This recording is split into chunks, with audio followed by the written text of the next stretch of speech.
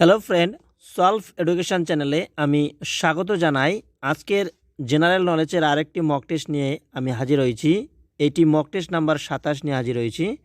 যারা আগের ক্লাসগুলো করোনি, নিচে ডেসক্রিপশনে লিঙ্ক রয়েছে, সেখান থেকে তোমরা আগের ক্লাসগুলো করে নেবে। আজকের প্রথম প্রশ্ন, উড়ি ড্যাম এটি কোন নদীর তীরে নির্মিত হয়েছে? তো সঠিক উত্তর অপশান নাম্বার এ, অর্থাৎ ঝিলাম নদীর তীরে। পরের প্রশ্ন, গঙ্গার দক্ষিণ তীরের উপনদী নয়, নিচের কোনগুলি? তো সঠিক উত্তর অপশান নাম্বার বি, অর্থাৎ কোশি। পরের প্রশ্ন, তাল্লে ভ্যালি এই অভয়ারণ্যটি কোথায় দেখতে পাওয়া যায়? তো সঠিক উত্তর অপশান নাম্বার এ, অর্থাৎ অরুণাচল প্রদেশ। পরের প্রশ্ন, ছোটনাগপুরের মালভূমির সর্বোচ্চ শৃঙ্গ কোনটি?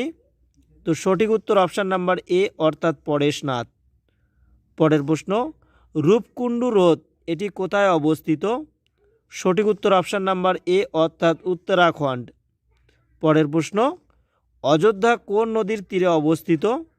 তো সঠিক উত্তর অপশান নাম্বার বি, অর্থাৎ সরজু নদীর তীরে।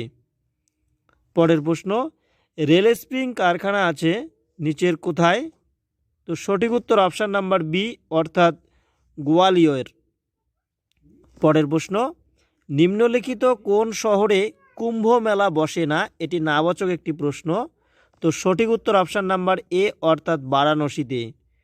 পরের প্রশ্ন, পুনঃরপ্তানি বন্দর বলা হয় কাকে? সঠিক উত্তর অপশান নাম্বার বি, অর্থাৎ কলকাতাকে। পরের প্রশ্ন, ভারতের সবচেয়ে বেশি কোন প্রজাতির কফি চাষ করা হয়? তো সঠিক উত্তর অপশান নাম্বার বি, অর্থাৎ অ্যারাবিকা। পরের প্রশ্ন, ভারতের দীর্ঘতম উপকূল রেখা কোন রাজ্যে অবস্থিত? সঠিক উত্তর অপশান নাম্বার ডি, অর্থাৎ গুজরাট রাজ্যে। পরের প্রশ্ন, চেনাব নদী ভারতে প্রবেশ করেছে কোন গিরিপথের মধ্য দিয়ে? তো সঠিক উত্তর অপশান নাম্বার বি, অর্থাৎ বাড়াচালা নদীর তীরে। বাড়াচালা গিরিপথ দিয়ে চেনাব নদীটি ভারতে প্রবেশ করেছে। পরের প্রশ্ন, ভারতের সবচেয়ে বেশি কাজু বাদাম উৎপাদিত হয় কোন রাজ্যে? তো সঠিক উত্তর অপশান নাম্বার এ, অর্থাৎ কেরলে। পরের প্রশ্ন, ভারতের ক্ষুদ্রতম জেলা নিচের কোনটি? তো সঠিক উত্তর অপশান নাম্বার বি, অর্থাৎ মাহে জেলা। যদি বলে বৃহত্তম জেলার নাম কি? বৃহত্তম জেলা, তো সঠিক উত্তর হবে কচ্ছেরন। তাহলে কচ্ছেরন হচ্ছে ভারতের বৃহত্তম জেলা, আর ক্ষুদ্রতম জেলা হচ্ছে মাহে জেলা। পরের প্রশ্ন, ভোরঘাট গিরিপথ সংযুক্ত রয়েছে কোথায়? তো সঠিক উত্তর হবে অপশান নাম্বার বি, অর্থাৎ পুনে এবং মুম্বাই, এই দুইটিকে ভোরঘাট গিরিপথ সংযুক্ত করেছে। পরের প্রশ্ন, কাঞ্চিকল জলপ্রপাত কোন নদীর তীরে সৃষ্টি হয়েছে? সঠিক উত্তর অপশান নাম্বার এ, অর্থাৎ ভারাহি।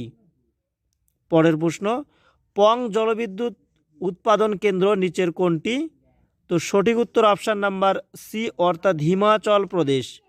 পরের প্রশ্ন, গারো পাহাড়ের সর্বোচ্চ শৃঙ্গের নাম কি? তো সঠিক উত্তর অপশান নাম্বার হচ্ছে নোকরেক হচ্ছে গারো পাহাড়ের সর্বোচ্চ শৃঙ্গ। পরের প্রশ্ন, ডারউইনের মত অনুযায়ী প্রাকৃতিক নির্বাচনের একক কি? তো সঠিক উত্তর অপশান নাম্বার ডি, অর্থাৎ প্রজাতি। পরের প্রশ্ন, ভারতের পরমাণু শক্তির কমিশনের প্রথম সভাপতি কে ছিলেন? তো সঠিক উত্তর অপশান নাম্বার এ, অর্থাৎ হোমিও ভাবা। পরের প্রশ্ন, ভারতের পঞ্চায়েতি রাজ কোন সালে শুরু হয়? সঠিক উত্তর অপশান নাম্বার সি, অর্থাৎ 1959 সালে। পরের প্রশ্ন, ভাগীরথী ও আলোকনন্দা এটি কোথায় মিলিত হয়েছে? তো সঠিক উত্তর অপশান নাম্বার এ, অর্থাৎ দেবপ্রয়োগ। পরের প্রশ্ন, কেরল উপকূল কি নামে পরিচিত ছিল? তো সঠিক উত্তর হবে অপশান নাম্বার এ, অর্থাৎ মালাবার উপকূল। পরের প্রশ্ন, লে এবং শ্রীনগর এই দুইটিকে যুক্ত করেছে কোন গিরিপথ? তো সঠিক উত্তর হবে অপশান নাম্বার এ, অর্থাৎ জজিলা গিরিপথ। পরের প্রশ্ন, দামোদর উপত্যকা অঞ্চলের পুরাতন কয়লা খনিটির নাম কি? তো সঠিক উত্তর হবে অপশান নাম্বার সি, অর্থাৎ রানীগঞ্জ। পরের প্রশ্ন, নেলসন ম্যান্ডেলা আন্তর্জাতিক দিবস হিসেবে কোন দিনটিকে পালন করা হয়? তো সঠিক উত্তর অপশান নাম্বার বি, অর্থাৎ 18ই জুলাই। পরের প্রশ্ন, বারাসত বিদ্রোহ কার নেতৃত্বে হয়েছিল? সঠিক উত্তর অপশান নাম্বার বি অর্থাৎ তিতুমিরের নেতৃত্বে বারাসাত বিদ্রোহ হয়। পরের প্রশ্ন, তিব্বতে ব্রহ্মপুত্র নদ কী নামে পরিচিত ছিল? সঠিক উত্তর অপশান নাম্বার এ অর্থাৎ সাংপো নামে পরিচিত ছিল। পরের প্রশ্ন, পূর্বের স্কটল্যান্ড বলা হয় কাকে? সঠিক উত্তর অপশান নাম্বার এ অর্থাৎ শিলংকে বলা হয়। পরের প্রশ্ন, রানীক্ষেত হিল স্টেশন এটি কোন রাজ্যে অবস্থিত? তো সঠিক উত্তর অপশান নাম্বার এ অর্থাৎ উত্তরাখণ্ড। পরের প্রশ্ন, নব্যবঙ্গ আন্দোলনের মূল অনুপ্রেরণা কে ছিলেন? তো সঠিক উত্তর অপশান নাম্বার এ অর্থাৎ ডিরোজিও। পরের প্রশ্ন, চেনাব নদী ভারতে প্রবেশ করেছে কোন গিরিপথের মধ্য দিয়ে? তো সঠিক উত্তর হবে অপশান নাম্বার বি অর্থাৎ বারাচালা নদীর তীরে। এই বারাচালা এই গিরিপথ এর মধ্য দিয়ে চেনাব নদীটি ভারতে প্রবেশ করেছে। পরের প্রশ্ন, শাসাল বাঁধটি কোন নদীর উপর নির্মিত হয়েছে? তো সঠিক উত্তর হবে অপশান নাম্বার বি অর্থাৎ চেনাব। পরের প্রশ্ন, লেক্সিকোগ্রাফি কথাটি কিসের সাথে সম্পর্কযুক্ত? তো সঠিক উত্তর হবে অপশান নাম্বার এ অভিধান সংকলন।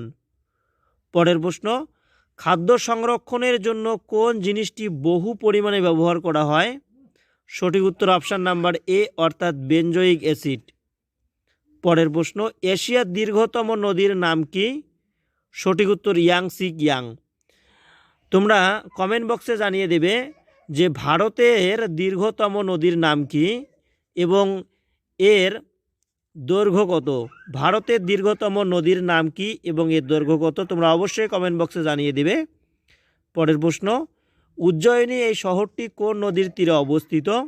সঠিক উত্তর অপশান নাম্বার বি অর্থাৎ শিপ্রা নদীর তীরে এই উজ্জয়িনী শহরটি অবস্থিত। পরের প্রশ্ন, অঙ্গি এই উপজাতি দেখতে পাওয়া যায় কোথায়? সঠিক উত্তর অপশান নাম্বার বি অর্থাৎ আন্দামান। পরের প্রশ্ন, বৈদিক যুগে জলের দেবতাকে কি বলা হয়েছিল?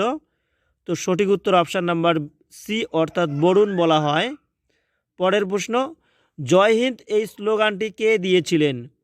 তো সঠিক উত্তর option number C S C. Bose অর্থাৎ নেতাজি সুভাষচন্দ্র বোস, তিনি জয় হিন্দ স্লোগান দিয়েছিলেন। এই ছিল আজকের প্রশ্ন। আজকের প্রশ্ন কেমন লাগলো তোমরা অবশ্যই কমেন্ট বক্সে জানিয়ে দেবে। আর যারা এই নতুন চ্যানেলে তারা অবশ্যই চ্যানেলটিকে সাবস্ক্রাইব করবে এবং বন্ধুদের মাঝে শেয়ার করবে। Thank you.